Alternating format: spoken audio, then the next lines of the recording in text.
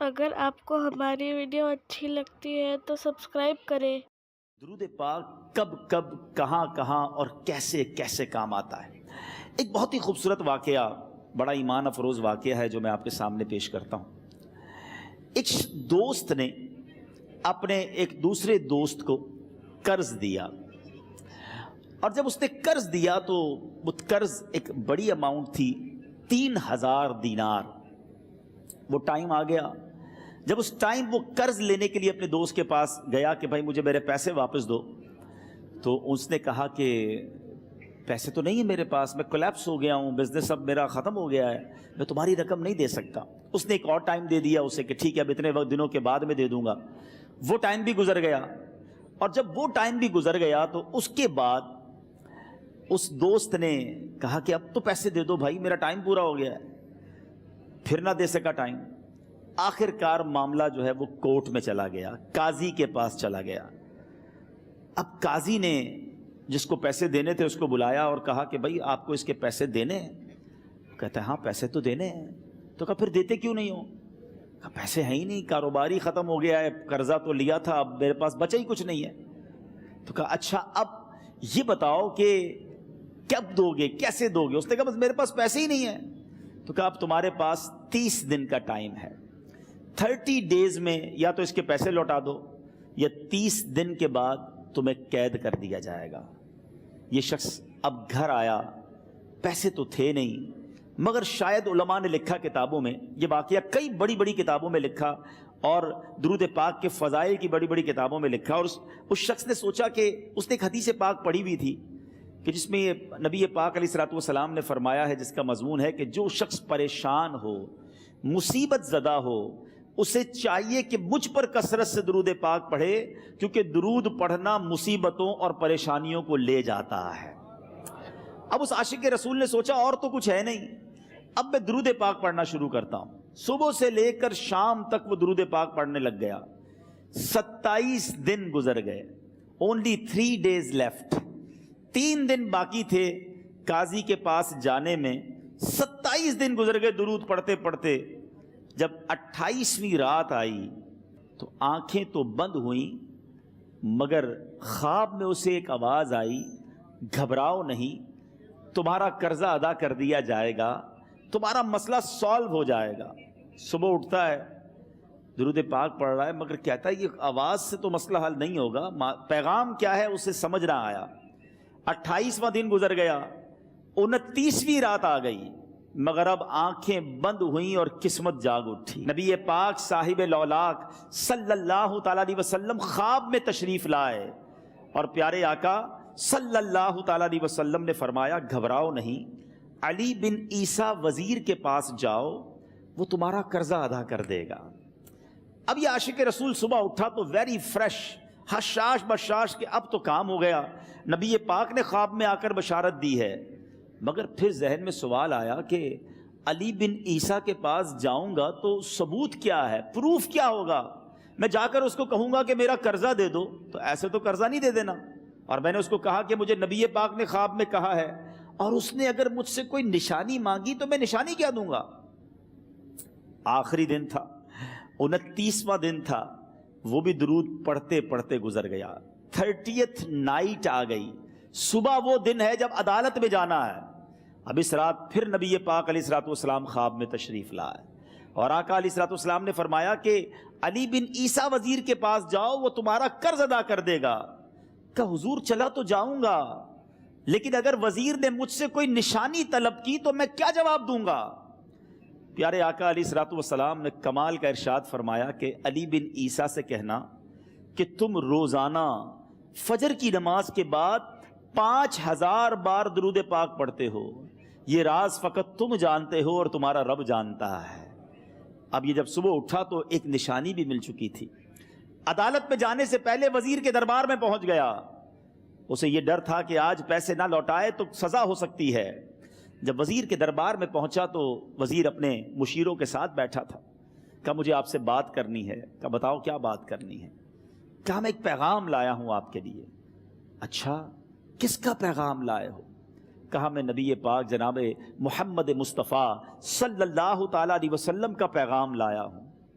وہ عاشق رسول وزیر تھا، کہتا بتاؤ میرے آقا نے کیا پیغام دیا ہے؟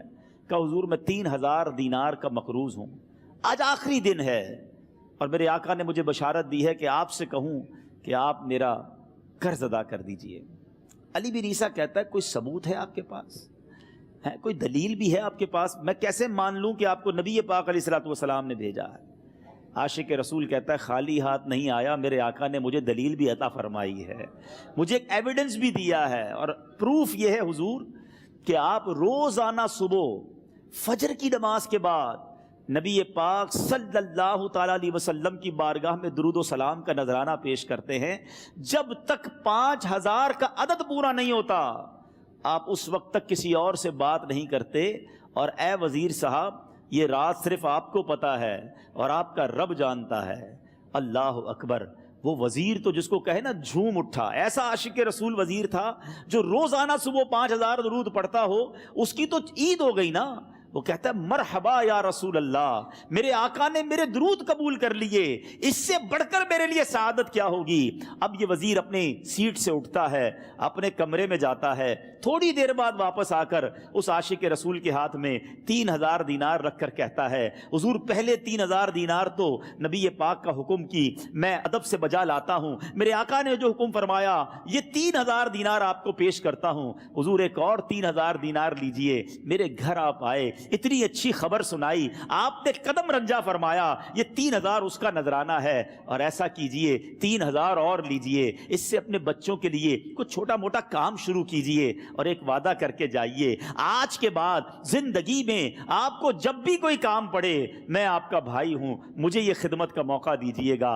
اللہ اکبر، وہ مقروض جو ایک رات پہلے 3000 دینار کا مقروض تھا، ہو سکتا ہے اس کے بیک آف مائنڈ یہ بھی چل رہا ہو کہ اب شاید کل میں نے جیل میں جا کر، عدالت میں جا کر گرفتاری دے کر جیل میں جانا ہے، مگر اب 9000 دینار ہاتھ میں ہیں۔ عاشق رسول جھومتا ہوا نبی پاک کی یاد میں گھومتا ہوا اب عدالت میں پہنچا۔ عدالت میں everybody expecting over there کہ آج اس نے آنا ہے اور آ کر کہنا یہی ہے کہ پیسے تو نہیں ہیں، گرفتار کر لو، مگر جا کر اس عاشق رسول نے 3000 دینار جج صاحب کے ہاتھ میں رکھ دیے۔ قاضی کہتا ہے پہلے تو یہ بتاؤ پیسے آئے کدھر سے؟ تم تو کہتے تھے غریب ہوں، تم تو کہتے تھے کاروبار نہیں ہے، ایک مہینے میں اتنی بڑی رقم کا انتظام کیسے ہو گیا؟ سبحان اللہ، اس عاشق رسول نے گویا زبان حال سے یہ کہا ہوگا کہ یہ تو کرم ہے ان کا، ورنہ مجھ میں تو ایسی بات نہیں، اتنا دیا سرکار نے مجھ کو، اتنی میری اوقات نہیں۔ اس نے وہ پورا واقعہ بھری عدالت میں سنا دیا۔ اللہ اکبر، میرے پیارے اسلامی بھائیوں ذرا سوچو پہلے زمانے میں کیسے عاشقان رسول ہوا کرتے تھے۔ وہ جج، وہ قاضی بھی کیسا سرکار علیہ الصلوۃ والسلام کا عاشق تھا۔ اپنی سیٹ سے اٹھتا ہے، بھرے دربار میں، بھری عدالت میں، وہ اپنے چیمبر میں، اپنے کمرے میں جاتا ہے، اور تھوڑی دیر بعد واپس آ کر اس کے ہاتھ میں بھی 3000 دینار ہیں، اور وہ 3000 دینار جو ہے وہ اس عاشق رسول کے ہاتھ میں رکھتا ہے کہ سارا ثواب علی بن عیسیٰ کیسے لے جائے، میں بھی تو نبی پاک کا غلام ہوں، میں تمہارا قرضہ میں ادا کرتا ہوں۔ اچھا، اب ایک اور عجیب سینیریو یہ بن گیا کہ جس نے کیس کیا تھا، جس نے دعویٰ کیا تھا، وہ بھی یہ سارا منظر دیکھ رہا تھا۔ کہتا ہے جج صاحب ذرا رکیے، میں بھی اپنے آقا کا امتی ہوں، اور ایک کام کیجئے، قلم کاغذ منگوائیے، اس عاشق رسول کا قرضہ ہی میں معاف کر دیتا ہوں۔ اچھا، اب عاشق رسول نے وہ واپس 3000 دینار جو جج صاحب نے دیے تھے وہ واپس جج صاحب کو دیے کہ حضور یہ پیسے آپ ہی رکھ لیں، قرضہ ہی معاف ہو گیا، اب آپ کے پیسے کا میں نے کیا کرنا ہے؟ جج صاحب کہتے ہیں جو پیسے نبی پاک کے نام پر نکالے ہیں اب مجھے واپس نہیں چاہیے، یہ بھی تم اپنے ساتھ لے جاؤ۔ اللہ اکبر، میرے میٹھے اسلامی بھائیوں، وہ عاشق رسول ایک رات پہلے 3000 دینار کا مقروض ہے، اب 12000 دینار لے کر گھر کو واپس جا رہا ہے۔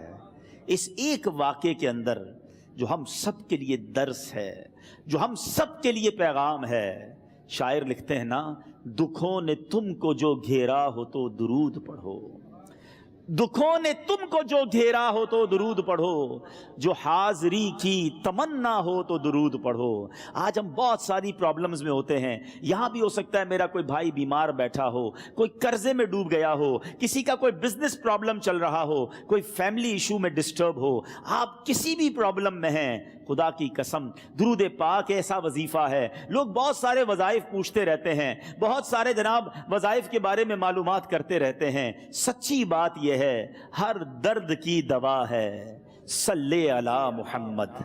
हर दर्द की दवा है सल्ले अला मुहम्मद। तावीज़ हर बला है सल्ले अला मुहम्मद। तो खुदारा अपनी ज़िंदगी में दुरूद पाक को शामिल कर लीजिए और आप बिलीव करें, जब आपने कसरत से दुरूद पाक पढ़ने शुरू कर दिए, आप अपनी आंखों से देखेंगे आपके प्रॉब्लम दूर हो रहे हैं, आपकी सेहत अच्छी हो रही है, आपके कर्जे उतरने शुरू हो गए हैं, रोजगार में आपके बरकत होना शुरू हो जाएगी, आपके चेहरे पे नूर आना शुरू हो जाएगा, आपकी ज़बान में